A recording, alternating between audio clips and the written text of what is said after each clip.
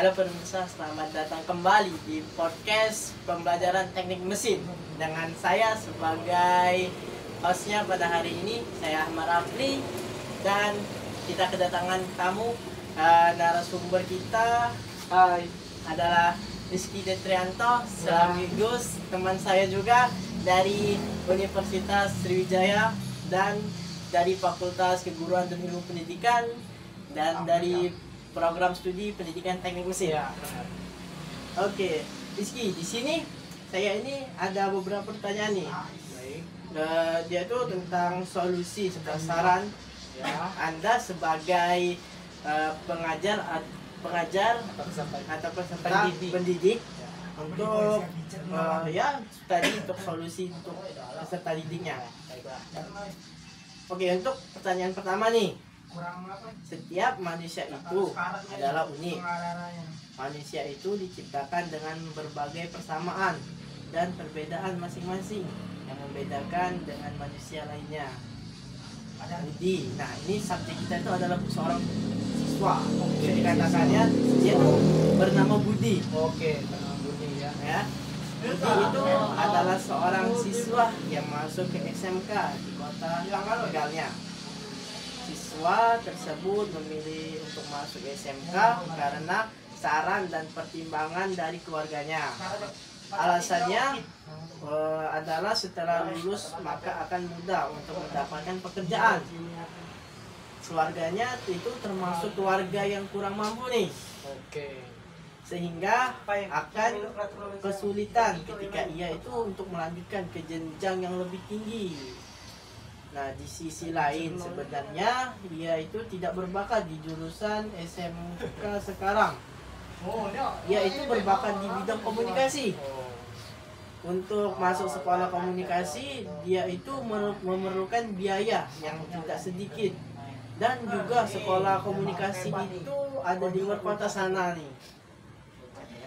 Sebagai seorang pendidik nih, apa sih solusi yang akan Anda berikan kepada Budi ini sehingga dia itu bisa menerima keadaannya dan memaksimalkan potensi yang ada pada dirinya? Boleh? Baiklah, menurut saya sendiri ya, untuk Budi ini kan untuk menerima saja dulu keadaan yang dia alami untuk saat ini, yaitu bersekolah di SMK tempat dia, walaupun di jurusan yang tidak, ya bisa kita bilang bukan keahliannya ya. Dengan catatan nih, dia harus mengikuti ekstrakurikuler atau pembelajaran di luar sekolah untuk melatih kemampuan dalam komunikasinya itu agar kedepannya dia bisa lebih mampu untuk menerapkannya. Kemudian untuk bersekolah di luar kota ya, itu mungkin kita kubur dulu harapannya, karena kita bisa tahu dari keuangan keluarganya yang tidak cukup atau kurang mampu. Ya mungkin kalau untuk ke pendidikan selanjutnya itu bisa dengan cara dia menjadi MC dalam suatu acara ataupun dia bisa membuka praktik untuk melakukan mengajarkan komunikasi. Ya, seperti itu. Kemudian untuk dianya saya bisa memberikan dia motivasi yang dengan bilang bahwa kita bisa menjadi apapun yang kita mau tanpa merasa bahwa kita ini tidak bisa di suatu bidang itu, dengan menekunkan apapun itu jurusan yang dipilihnya di SMK itu. Jadi kita bisa lihat di sini dia akan menciptakan kemampuan lain, bukan hanya komunikasi saja. Oke, benar. Ya, jadi mungkin untuk ke sekolah di luar kota itu mungkin tuh sekarang dikubur dulu ya. Ya, itu keinginannya. Ya, untuk dia lebih sekolah di SMK dia sekarang ini ya. Ya. Mungkin juga yang tadi untuk ke perguruan tinggi dia bisa menjadi host ya. Iya. Kita mungkin bisa dari bantuan KIP mungkin ya. Oh iya, dia bisa mengambil beasiswa juga dari KIP ya. Beasiswa ya. mungkin solusinya tadi ada juga ya, Memotivasi untuk dia. memotivasi Ya. kita sebagai jadi itu. Mungkin untuk pertanyaan kedua nih dari saya untuk saudara Rizky, di sini seorang siswa itu sebut saja kembali subjeknya itu adalah Andi nih. Oke, Andi. Andi ini merupakan seorang siswa SMK dia sekarang di sebuah kota besar di Pulau Sumatera.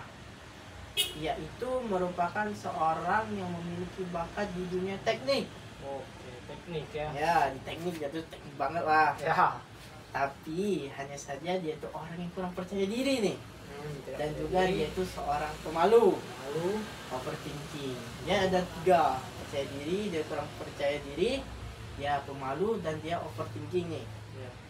Ia itu selalu ragu dalam keputusan dan tindakan yang ia buat.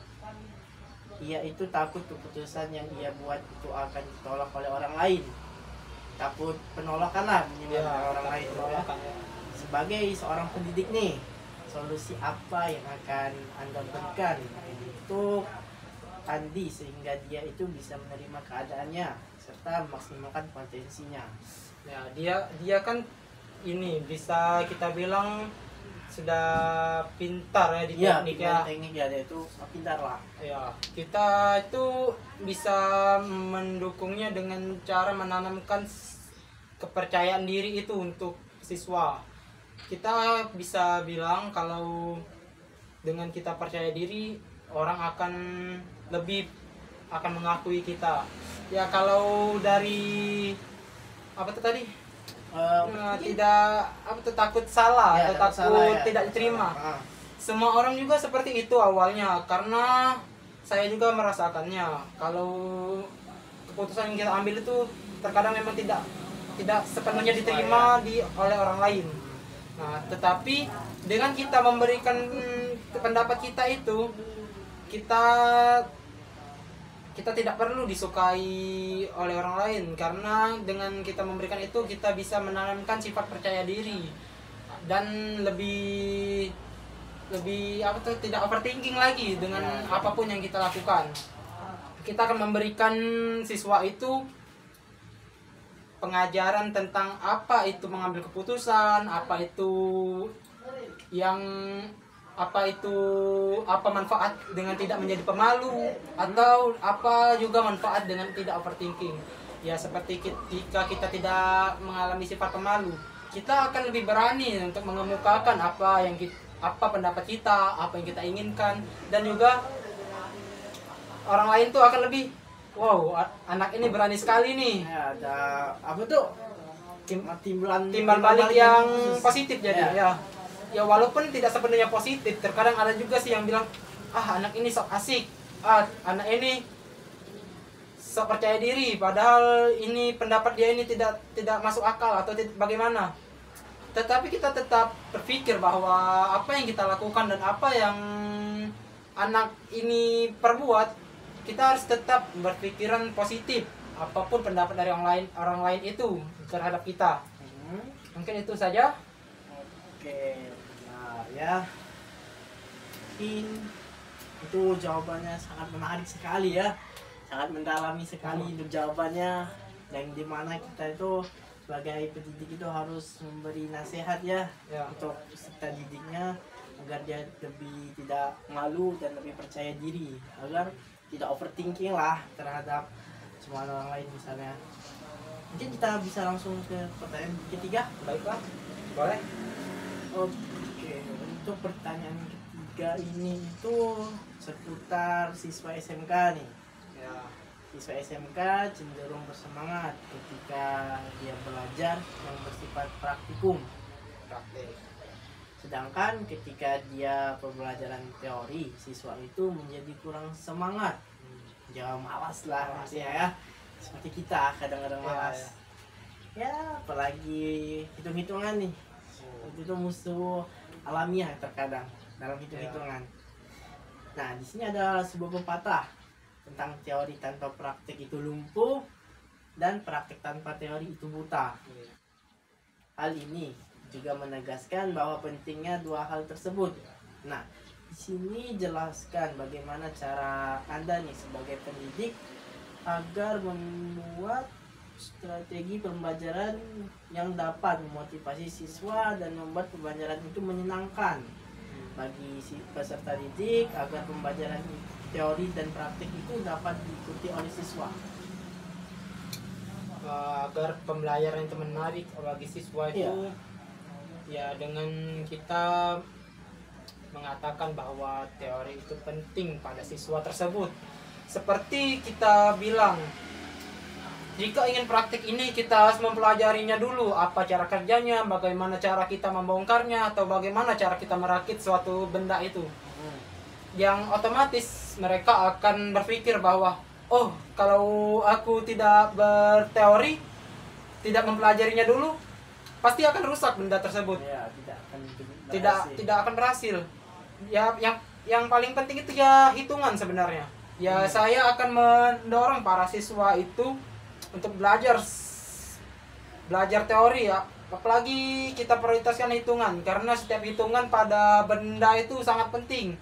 Selisih 1 mili saja, benda bisa berdampak akan kerusakan, dan ukuran benda itu akan beda. Iya, akan berbeda.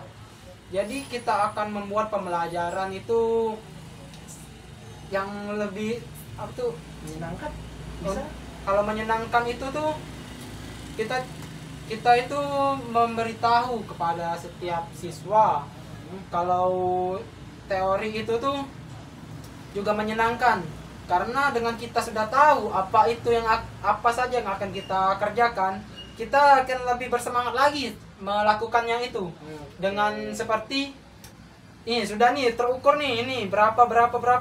Nah, kita akan mengoperasikannya lebih mudah dan lebih senang pastinya. Ya, biar lebih tahu ya. Iya, lebih tahu kita. Cepat. Iya. Jadi ya karena sudah tahu semua, pengerjaan praktik pun akan lebih cepat, efisien waktu, dan juga siswa-siswa yang lain akan sama-sama melakukannya. Karena saya berpikir kalau kita lama di teori, prakteknya kalau kita tidak belajar teori, prakteknya akan asal-asalan, dan yang pastinya akan siswa yang tahu-tahu saja yang melakukannya. Sedangkan di sisi lain, siswa yang tidak tahu hanya akan diam saja dan hanya menonton. Nah, jadi dengan kita belajar dulu teori itu, agar kita akan membuat setiap siswa jadi paham apa yang akan dilakukannya, dan mereka pun akan berganti-gantian melakukan praktik itu. Jadi setiap siswa mendapatkan pembelajaran, mendapatkan pengalaman praktik, dan juga keberhasilannya itu tinggi. Tidak asal-asalan. Ya, mungkin bisa juga jadi timbal balik antar siswa ya. Iya. Siswa yang bisa mengajari Ya, siswa yang tidak bisa. saling mengajari. Karena pengalaman saya di sewaktu SMK tuh banyak yang bisa, tetapi hanya sedikit yang mau mengajari temannya. Ya, merasa malas juga mengajarnya. Iya. Akhirnya yang tidak bisa itu memberanikan diri juga. Iya. Nah, itulah yang kita butuhkan di teori itu. Karena yang tidak bisa memberanikan diri, hasilnya akan membuat jadi malah kacau. Itulah pentingnya teori. Kita akan memberikan pengalaman agar teori itu penting. Itu saja. Oke, misalnya nih, saya masukkan dengan siswa nih. Siswa itu ada pemalu. Bagaimana dia tuh? Kalau siswa pemalu ya mungkin setiap siswa pemalu juga mungkin dia memiliki teman. Ya. Walaupun hanya 1-2. Nah, temannya itu bisa dengan teman yang lainnya lagi membahas tentang apa yang akan dilakukan itu. Jadi ya saling mengajari. Jadi walaupun dia pemalu, kalau dia sudah sama temannya, dia akan hilang sikap pemalunya. Berarti dia langsung berani ya. Mencoba gitu ya. Iya. Oke, jadi gitu jawabannya. Mungkin kita langsung saja ya.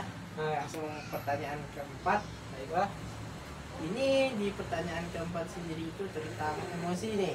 Emosi yang sering terjadi lah di kalangan remaja nih. Iya.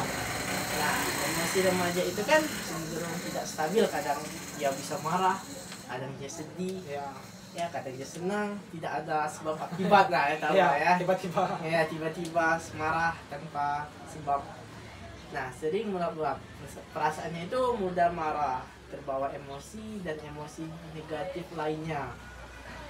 Terkadang sikap itu diarahkan ke hal-hal negatif nih. Bagaimana tindakan kita sebagai pendidik untuk mengatasi hal tersebut? Siswa yang emosi ya. Iya, kadang ada lah siswa emosi. Kalau kita sebagai pendidik sih, yang pastinya kita akan memberikan edukasi ya tentang emosi itu. Kan kita juga akan memberitahu bahwa dengan siswa yang tidak bisa mengendalikan emosi, dia akan malah dijauhi oleh orang-orang lain. Dia tidak akan mendapatkan teman yang mampu menerimanya, tapi menerima emosinya. Iya. Kita akan memberikan seperti kalau dia marah nih, kita akan mengedukasinya bahwa jangan asal marah kepada seseorang, tetapi dia harus meluapkannya dengan hal-hal yang lebih ke positif. Seperti dia nih kesel nih sama temannya. Nah, Sudah, jangan terlalu dibawa emosi. Dia lebih ke obrolin baik-baik, apa penyebabnya, dan selesaikan hari itu juga. Jangan ada dendam. Karena dendam juga bisa menyebabkan hal-hal yang tidak kita inginkan ya pastinya. Negatif ya. Ya, hal-hal negatif pastinya. Kalau untuk sedih, mungkin kita sebagai pendidik sering bertanya kepada siswa tersebut, kenapa dia hari ini, kenapa dia murung, kenapa dia sedih. Mungkin dengan dia menceritakan kejadian atau pengalaman dia tidak akan lagi sedih karena sudah ada yang mendengarkan keluh kesahnya. Kalau ketawa sendiri itu saya tidak tahu. Iya, Ketawa sendiri itu sudah hampir ini hal yang wajar. ya. Karena kesenangan yang berlebih. Iya. Ya, mungkin itu saja kalau sebagai pendidik. Berarti garis besar dari jawaban ini, kita sebagai pendidik itu mengedukasi emosinya ya. Dan juga menjadi tempat cerita kalau siswa itu sedang sedih ya. Atau sedang marah sama siapa. Ya, intinya lah kita tuh sebagai pendidik itu harus menjadi tempat pendengar juga ya. Untuk peserta didiknya. Oke, jawabannya cukup sangat memuaskan sekali ya. Mungkin kita langsung saja ke pertanyaan kelima. Ini pertanyaan 5 ini sangat panjang juga. Tentang kalau dilihat tentang omongan dari orang lain nih. Lingkungan ya. Ya, dari faktor-faktor lingkungan bisa juga. Untuk pertanyaannya, hidup ini unik. Kita yang menjalani, Tuhan yang menentukan, dan orang lain yang berkomentar. Terkadang orang lain mudah sekali menilai sesuatu padahal baru sekali lihat, baru sekali mendengar. Ia dengan mudahnya melakukan judgement atau penilaian, mungkin penilaian sepihak. Ada suatu cerita nih, di mana ada seorang siswa yang sedang menempuh suatu pendidikan di suatu kota. Orang-orang sekitarnya bilang bahwa dengan ia sekolah tersebut akan memberatkan orang tuanya. Sekolahnya tidak akan selesai karena kekurangan biaya serta omongan-omongan lainnya yang sebenarnya tidak enak untuk didengar. Jika kalian berada di posisi tersebut, apa yang akan kalian lakukan? Jika posisi kalian sebagai pendidik, nasihat dan motivasi apa yang akan kalian berikan pada siswa? Nah, di pertanyaan 5 ini saya merasa ada 2 pertanyaan nih yang Saudara Rizky bisa jawab nih. Pertama tuh, jika Saudara Rizky berada di posisi siswa ini nih, ya, itu bagaimana akan tindakan yang akan kamu lakukan? Apa ya?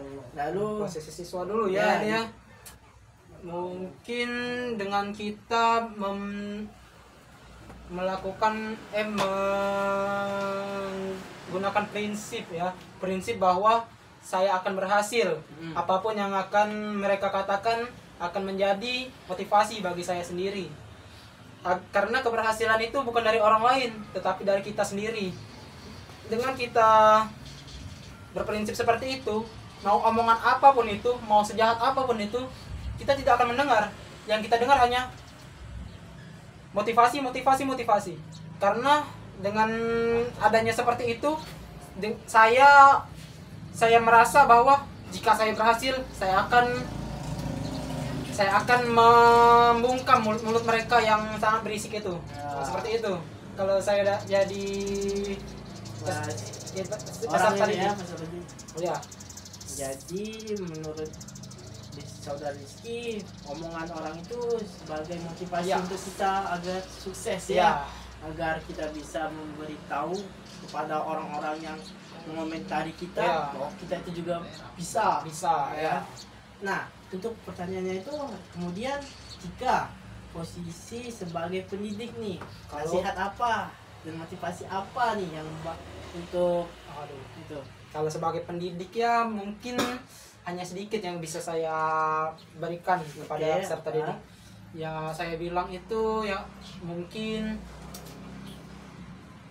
kepada siswa tuh, janganlah kamu mendengarkan perkataan orang lain itu, karena itu bisa menghambat pembelajaranmu. Seperti itu saja sih.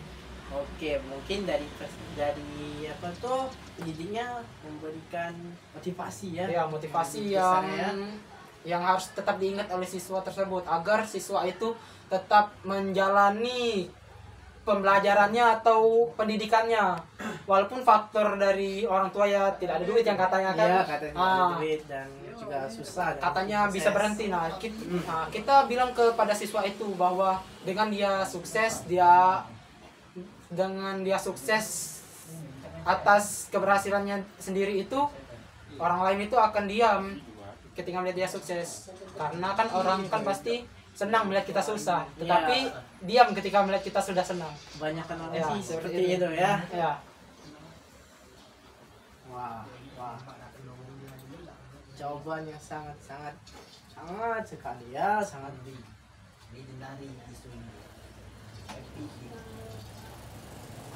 Oke, mungkin ada pertanyaan terakhir nih. Oke. Ya, ini kata-kata motivasi Waduh, dari motivasi. Saudara Rizky langsung tanpa dari mana-mana. Apa motivasi Saudara Rizky yang mempengaruhi hidup Anda, yang sehingga Anda itu menjadi lebih bersemangat dan berbahagia dalam menjalani hidup ini? Bilang dulu kata-kata motivasi hari ini. Kata-kata motivasinya Kak Rizky. Janganlah kamu takut mencoba, karena dengan kamu berani mencoba, kamu mencoba hal baru, maka keberhasilan akan kamu capai dengan sangat mudah. Walaupun banyak kegagalan yang kita lalui, kita akan memperoleh keberhasilan yang sangat manis dan sangat baik. Oke, sangat kelas King. Paham? Mungkin sekian saja pertanyaannya. Terima kasih Saudara Rizky Ya, yang telah terima kasih. hadir dalam podcast ini. Iya. Oke, saya Ahmad Rafli selaku host pada podcast kali ini. Saya undur diri. Assalamualaikum warahmatullahi wabarakatuh.